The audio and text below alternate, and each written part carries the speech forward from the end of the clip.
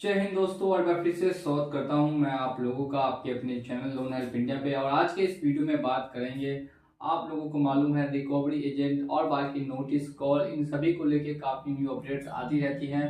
आप बात करेंगे कि आरबीआई की क्या नई गाइडेंस है, क्या नई अपडेट है जो 2024 से आप लोगों के लिए पता होना काफ़ी ज़्यादा इम्पोर्टेंट है। क्योंकि अगर आपने भी लोन को डिफ़ॉल्ट किया है, आपने भी किसी एनबीएफसी क्रेडिट कार्ड या फिर बैंक से लोन ले रखा है और अभी तक रीपेमेंट नहीं किया, तो फिर ये खबर आप लोगों के लिए दोस्तों सुनना बहुत ही ज़्यादा ज़रूरी है। तो पूरा वीडियो एंड तक ज़रूर वॉच कीजिएगा, पूरे इंटरेस्ट के साथ वीडियो देखिएगा ताकि आपको जितनी भी सब बातें हैं वो आसानी से समझ में आ सके। तो एक बार फिर से स्वागत करना चाहूँगा मैं आप लोगों का आपके अपने चैनल पर। और अगर आपने अभी तक चैनल को सब्सक्राइब करके बेल आइकन को प्रेस नहीं किया है तो जल्द से जल्द जाइए और जाके सब्सक्राइब करके बेल आइकन को प्रेस कर दीजिए।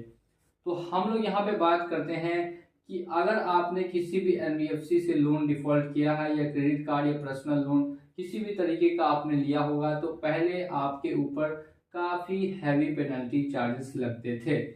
जी हाँ दोस्तों, आप लोगों को मालूम होना चाहिए कि जो आपका लोन का अमाउंट था, अगर 10,000 रुपये है तो उसको 15,000 रुपये, 20,000 रुपये और कुछ एनबीएफसी एप्लीकेशन 30-35 हज़ार रुपये तक पहुंचा देती थी, वो भी काफ़ी कम समय में काफ़ी आसानी से। ऐसा क्यों हो पाता था? तो ऐसा होने के पीछे सबसे बड़ा कारण था लेट फाइन एंड चार्जेस। जी हाँ दोस्तों, आपने बिल्कुल सही सुना। लेट फाइन एंड चार्जेस इतनी ज़्यादा लगाई जाती थी कि आपका जो अमाउंट है वो काफ़ी तेज़ी से बढ़ जाता था। अब लेकिन ऐसा 2024 से नहीं होगा। आपके ऊपर कोई भी लेट फाइन एंड चार्जेस नहीं लगाए जाएंगे कितने भी आप लोन डिफॉल्ट करते हैं। लेकिन ये रूल क्रेडिट कार्ड के लिए लागू नहीं होता, बाकी हर तरीके के पर्सनल लोन के लिए लागू हो जाएगा। अब क्या होगा, अब जो आपका इंटरेस्ट रेट है बैंक या एनबीएफसी उसको इंक्रीज कर सकती है। अगर पहले आपका इंटरेस्ट रेट 25% था तो अब वो 30% पर एनम हो जाएगा। अगर पहले 30% था तो वो अब 40% पर एनम हो जाएगा।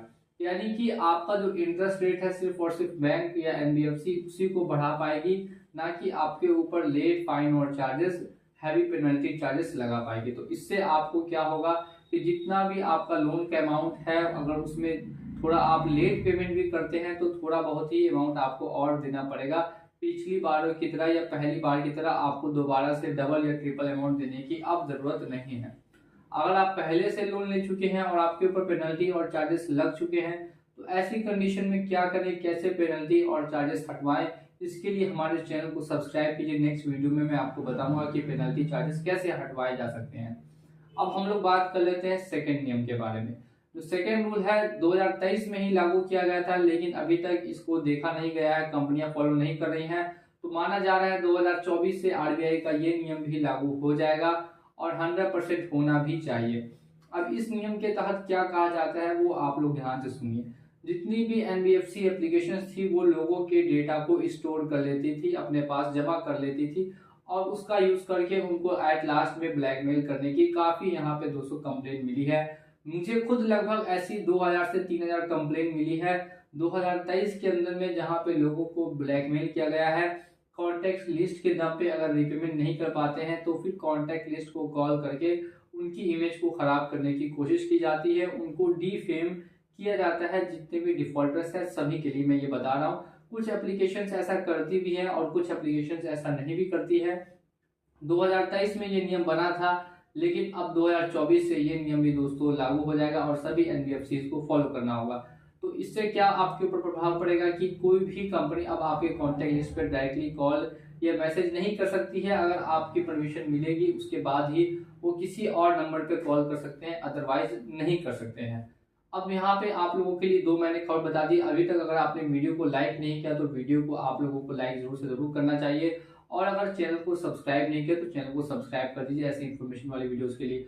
अब हम लोग आ जाते हैं लास्ट और थर्ड, जिसपे कि खुद फाइनेंस मिनिस्टर निर्मला सीतारमन जी ने कहा था कि जो लोन की रिकवरी इंडिया के अंदर में की जा रही है, जबरदस्ती की जा रही है और वो इलीगल तरीके से की जा रही है। ये जो रिकवरी एजेंट्स का कॉन्सेप्ट है इसमें काफी गाइडलाइंस बनी थी 2023 में, लेकिन एक को भी फॉलो करती हुई नहीं दिखाई दे रही है। एनबीएफसी एप्लीकेशन हो या बैंक हो या फिर क्रेडिट कार्ड का पर्सनल लोन हो, कोई भी इसको अब पूरी तरीके से फॉलो नहीं कर रहा। खासकर कि बजाज फाइनेंस और भी कुछ ऐसी बड़ी कंपनियां हैं जो बिल्कुल ही फॉलो नहीं करती हैं और रिकवरी एजेंट एक नहीं 10-10 किसी को भी रिकवरी एजेंट बना के घर पे भेज देती है लोन के रिकवरी के लिए, और लोन ना देने की कंडीशन पे उनके घर से सामान तक उठा के ले जाया जाता है। अब ऐसी दोस्तों क्या गाइडेंस है, इसके तहत मैंने पहले ही बता रखा है कि अगर कोई भी रिकवरी एजेंट आता है तो वो तभी आ सकता है जब आपकी उनसे बात हो चुकी हो, आपने सहमति दी हो कि घर पे आके वो आपसे रिकवरी कर सकता है।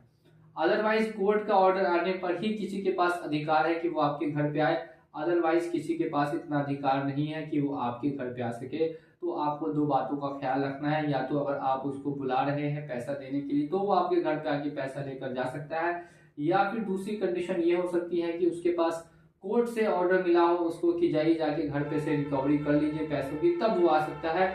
अदरवाइज किसी के पास भी इतना पावर नहीं दिया गया है कि घर पे जाके रिकवरी करे। इस बात का भी आपको ख्याल होना चाहिए। सुप्रीम कोर्ट हो या फाइनेंस मिनिस्टर हो या फिर आरबीआई हो, काफी गाइडलाइंस 2020 से इसके लिए लगाई गई हैं, लेकिन अभी तक किसी को भी फॉलो करती हुई नहीं दिखाई दी है, कोई भी बैंक हो या कोई भी एनबीएफसी हो।